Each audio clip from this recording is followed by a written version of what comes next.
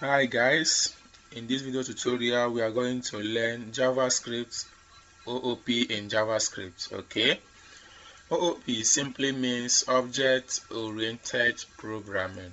Yes, object oriented programming. Okay, our focus should be here, the object.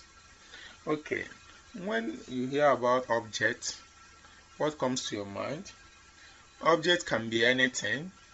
Okay, we can call a person or a human being an object. Okay, a bicycle can be an object. Anything at all is an object. And we know that object has what we call properties. Okay, or we call it attributes. For example, let me just use motor, a car, for instance. Okay, a car as an object has tires. Okay, this is a property of this object, tires. Whenever you see something that has tires, okay, especially 4 tires, that is considered to be a car because we recognize this object based on their properties. Okay, a car must have a seat. Okay, a car must have a door. A car must have an engine. Okay, these are known as the properties of a car. Okay, in object-oriented programming, we equally have properties. So when we are talking about OOP, we are talking about creating an object in your programming and making use of that object to save yourself a lot of stress. Okay, when we start writing some example, you will come to understand this OOP and why it is very good and very important that we know about it. Okay, every object, apart from having a properties, equally has what we know as method. Okay, every object has a properties and methods. Okay, back to this example, we can say that the method of a car is that it can move. Okay, that's a method. Maybe it can stop suddenly when you match the brake. That is also the method. Okay, if we use maybe something like a dog as an object, we can say that a dog has these properties. It has leg, 4 legs.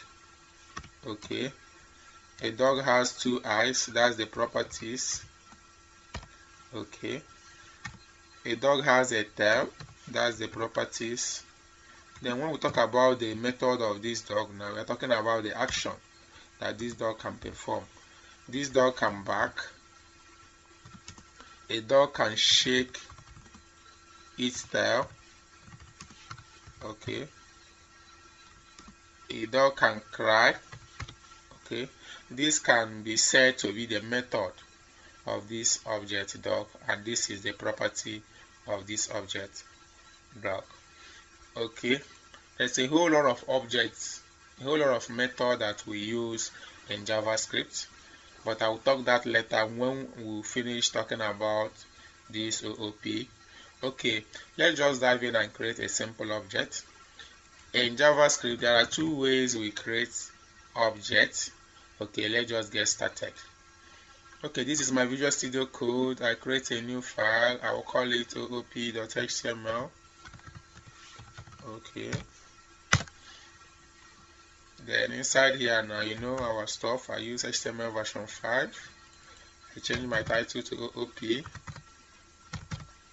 Casual writing my JavaScript code here. Okay. So I said there are 2 ways we create OOP or object in JavaScript. One way is using what we call a constructor function. Okay. And the second one, we use what we call object initializers or initializing the object. Okay. Initializing the object. Okay, this one I'm going to focus on this constructor function where I will create objects with properties only. Okay, then I will talk about this initializing the object where I will equally do the same thing following these 2 patterns. In our next video tutorial now, we are going to add a kind of method to our object. Okay, let me just create an object using the constructor function. Okay, I just wrote something here. Okay, we say something like this: function dog.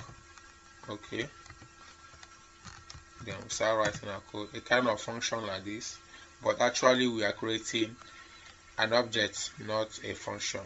Okay, here I will start writing the properties of this dog. Then when I come to my code block here, I'll start assigning this to the dog properties. Okay, I can use any name of my choice, but in properties you don't just use any name of your choice, but use a name that makes sense, that people can easily recognize. Okay, I can say dog name here because a dog must have a name.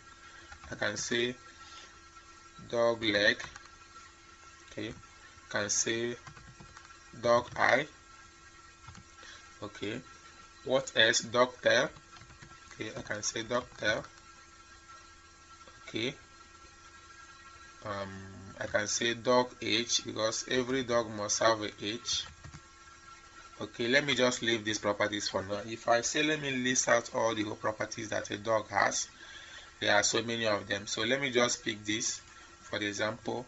So inside my code block area, I'll start writing something like this: this dog name, okay, is equals to dog name. You can use the same name here, but the reason why I'm trying to differentiate it is just for us to understand better. Okay, this dog name, if I like, I can use name here and still use name here, but I just want to differentiate it so that you know that variable here is not necessarily to be what should be here. Okay, let me just proceed. I have dog name, I have this dot leg, okay, is equals to dog leg. Okay, we are just creating the properties. Okay, this dog eye, okay, is the dog eye. Okay, we have this dot tail, okay, which is the dog tail. We have the one of age, okay, is dog age. Okay, we have finished creating this object. Now the next thing is, how do we use object? Remember, we are following the first pattern of creating object by using what we call a constructor function. Okay, to access this object, you start creating your object this time around. Okay, let me call this object kind of new dog, that is using an instance of this to create the object, but it will make use of instance of this. Okay, when I say new dog like this, I'll start putting the properties of this dog. Okay, first thing first is I say that this dog that I'm just creating, this object I'm creating, the name of this dog is Billy. Okay, the name of this dog is Billy. Okay, the leg of this dog is 4. Okay, this dog has 2 eyes. Okay, this dog has 1 tail. Okay, this dog is 34. Okay, this is for the first dog. Okay, I can create another dog. Let me call this dog Tiger. The name of this dog is Tiger.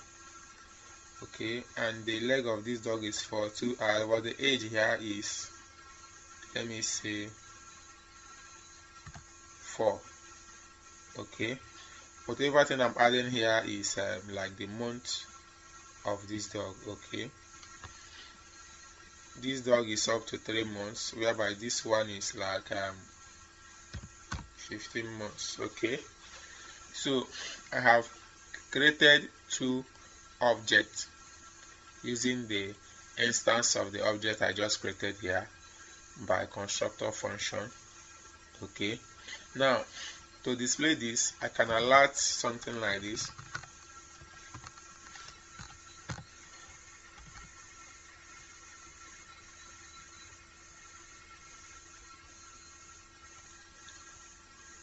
Okay guys, I think I have to assign this to a variable, kind of variable Billy. It can be any name. Okay, it's equals to this new dog. Okay, I create another variable, let me call it tiger. It's equals to new dog as well. Okay, now I can alert this using this variable and the properties. Okay, I can say alert Billy dot name.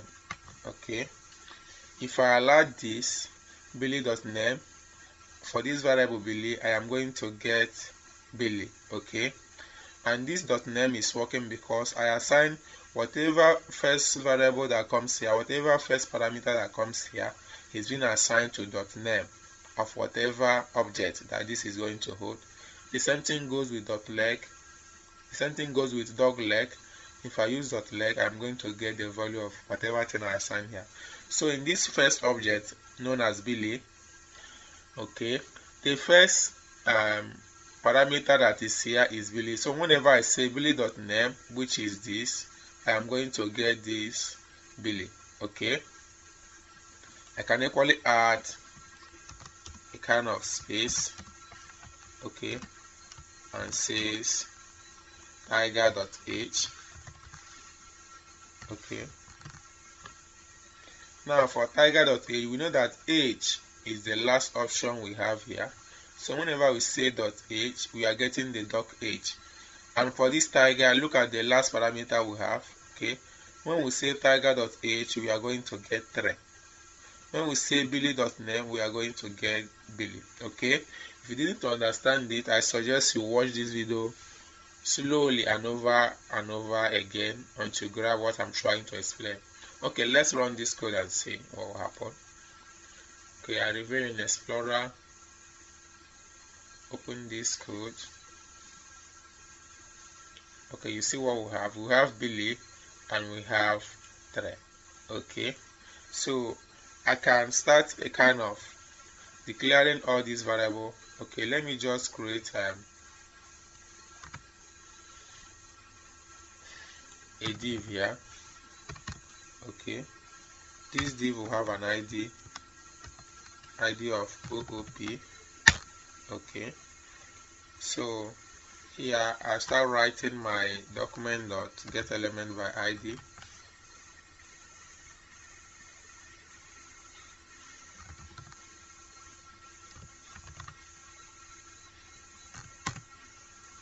No, this is not what I want. Okay, document dot get element by ID, and the ID is OOP. Okay, dot inner HTML. Okay, which should be a kind of this variable that we are going to create. Okay, which is tiger dot name, where I will get the tiger. Okay, concatenate it and add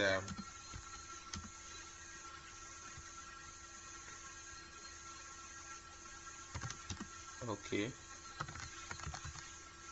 tiger dot I. Okay, where I'm going to get 2, and we have another one which I want to use here, Billy dot age. Okay, Billy age is 15. Okay, like we can see here, the last one is age, and this guy is Billy is 15. Okay, the other one, which is tiger I, which is the third one here, and for tiger we have the third one, which is 1. Okay, this is tiger name, which is this tiger. Okay, let me call it tiger dog here so that you know that it changed. Okay, look at why I changed this.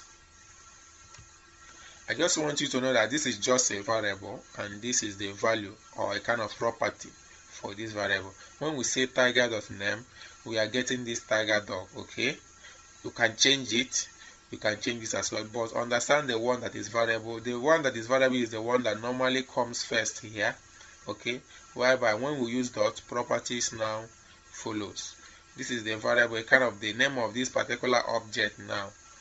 Okay, whenever we want to use this object, we call the variable name, then we use dots to start calling the object of that variable. Okay, what I'm trying to do here is I call this, I call this, I call this. Okay, I end my semicolon. Okay, what we are going to have now is a tiger name, which is tiger dog.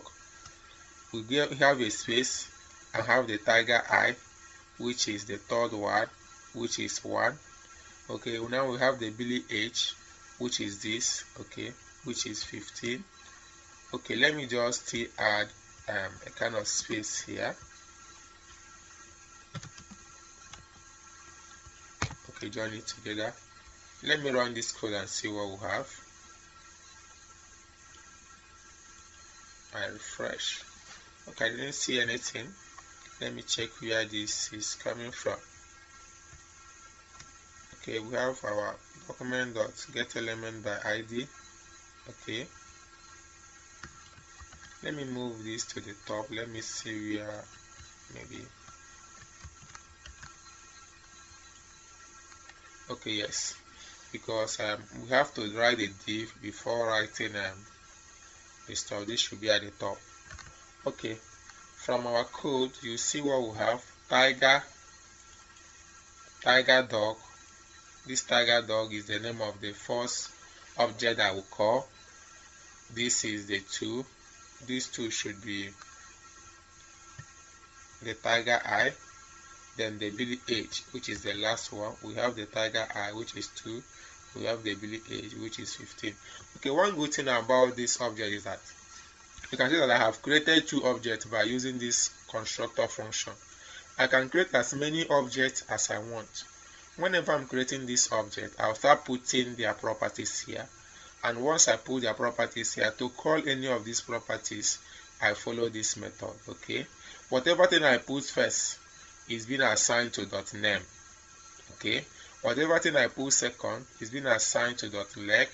Whatever thing I put third is being assigned to .i. Whatever thing I put fourth is being assigned to .tel. Whatever thing I put as the last is being assigned to .a. So as I create this variable now, I know that automatically this first one is now .name, because that's the way I created the constructor function. I know that the second one is being assigned to .leg. I know that the third one is the .i. This is the .tel, and this is the .h. So whenever I'm calling, I know that if I want to pick this anywhere, I am going to say Billy.name. Okay, if I want to pick this anywhere, I am going to say Billy.leg, because that's exactly what we have for the second one. It goes like that. Okay guys, thank you. In the next video tutorial, we are going to create another object using the initializing the object method, or initializing the object pattern. Okay guys, bye bye.